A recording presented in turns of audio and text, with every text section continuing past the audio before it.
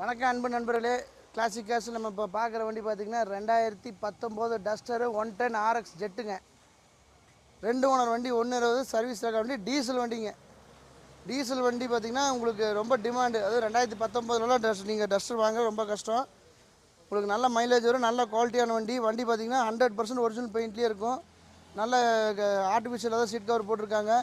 Full மேட்டு cut மேட்டு எல்லாமே போட்டிருக்காங்க.